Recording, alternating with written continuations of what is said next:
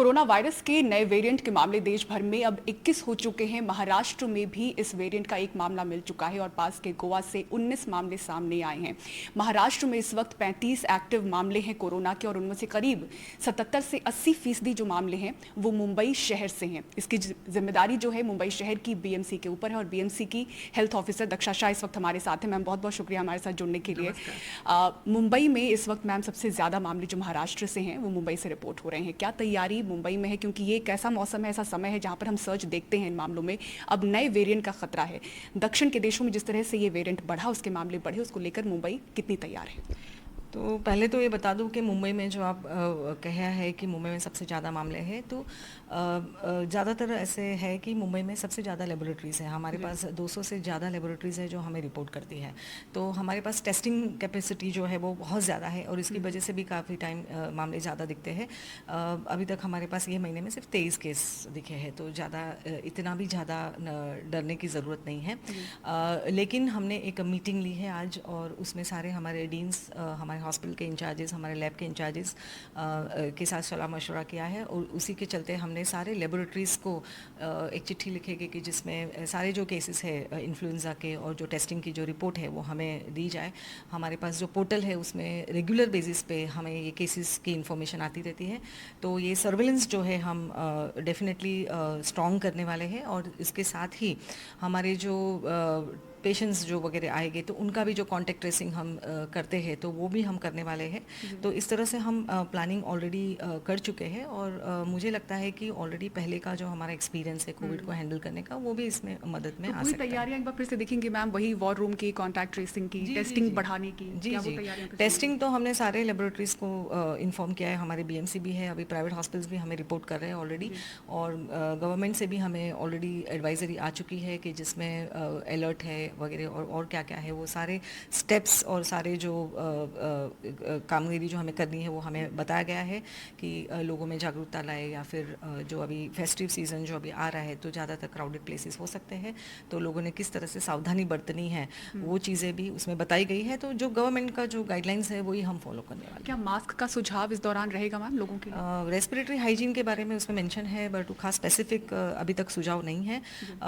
किसी को सिम्टम्स है तो उन्होंने सावधानी बरतनी है, उन्होंने क्राउडेड प्लेसेस में जाना नहीं है और अपनी जो कोविड की जो पहले की जो गाइडलाइंस है कि जिसमें हाथ वगैरह धोना है या फिर अगर छींकना है, खांसी करना है तो रुमाल का वापर करना है, यही अपनी जो रेस्पिरेटरी हाइजीन बोलते हैं वो लोगों ने फॉलो करना है। जी मैम, मुंबई पर एक बार हमने ये भी देखा है कि आसपास के शहरों का बहुत ज़्यादा रहा है, लोग इलाज के लिए यहाँ पर आते हैं और वहाँ पर हम देखते हैं कि बेड की संख्या वहाँ पर चुनौतीपूर्ण हो जाती है और ऐसे समय में जो हम देख रहे थे सांस की दिक्कत वाले मरीज काफ़ी ज़्यादा हैं पोल्यूशन की वजह से।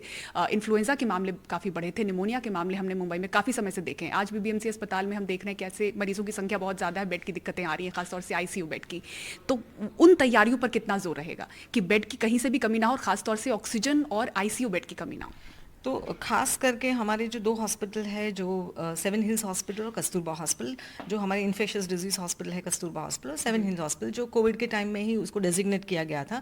तो पहले तो वही हॉस्पिटल्स में हमारे बेड्स रेडी है, आईसीयू भी बेड्स रेडी है। तो स्पेशली अगर ऐसे कोई मामले आते हैं तो हमारे पास प्रिपरेशन है उसके लिए। 15 से 17 के बीच में मैम दिसंबर में मॉक ड्रिल हुआ था, उस वक्त क्या तैयारियां थी? उस वक्त यही जायजा लिया गया कि आपके पास कितने केसेस है, बेड्स है वगैरह।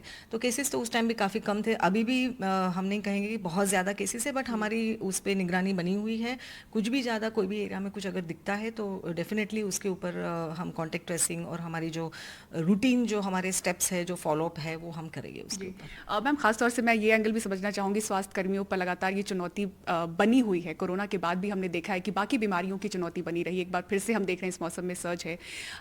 ऐसे समय में जब तमाम जो बाकी बीमारियां हैं उनके सिम्टम्स भी सिमिलर हैं, इन्फ्लुएंजा के जो बड़े मामले हैं उनके सिमिलर हैं, सांस की दिक्कतों वाले सिम्टम्स सिमिलर हैं, तो ये चुनौती आम लोगों को समझाना भी कि सिम्टम समझें और समय पर अस्पताल आएं ताकि वो लास्ट स्टेज तक ना पहुंच जाएं, ये चुनौती एक बार फिर से उसका सामना करना पड़ेगा।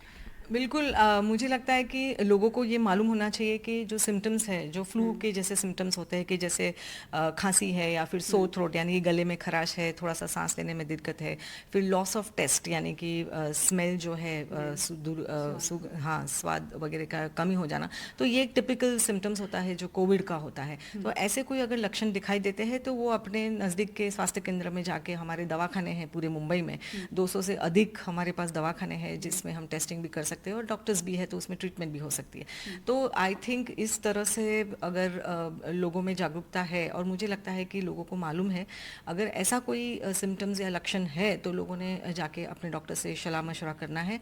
और डेफिनेटली अगर ऐसी कोई सिम्टम्स जो हाई रिस्क इंडिविजुअल्स, अगर कोई ऐसे पेशेंट्स है कि जिसे किडनी का डिजीज़ है या फिर उन्हें कैंसर या डायबिटीज़, हाइपरटेंशन, ऐसे कोई पेशेंट्स को अगर ऐसे कोई सीवियर सिम्टम्स दिखते हैं तो डेफिनेटली उन्होंने हॉस्पिटल या अपने नज़दीक के जो अपने दवाखाने हैं वहाँ पे संपर्क जरूर करें और टेस्टिंग करा लें। जी मैम, ठाणे महानगर पालिका में एक ऐसी मरीज मिली जिनको कोरोना पॉजिटिव थी और उनके कंडीशन बहुत ज़्यादा ख़राब थे। उनको पाया गया कि वो संदिग्ध हो सकती हैं इस नए वेरिएंट की, तो उनका सैंपल अब भेजा जा रहा है जीनोम सीक्वेंसिंग के लिए। तो जीनोम सीक्वेंसिंग के लिए किन सैंपल्स को भेजना है, क्या उस पर भी कुछ मीटिंग में तय हुआ है कि किस तरह के मरीज होंगे जिनके सैंपल भेजे जाएंगे? किस तरह से JN1 को स्टडी किया गया है मैम, और उसके बिना पे क्या तय किया गया है, जीनोम सीक्वेंसिंग किस तरह से कराया जाएगा?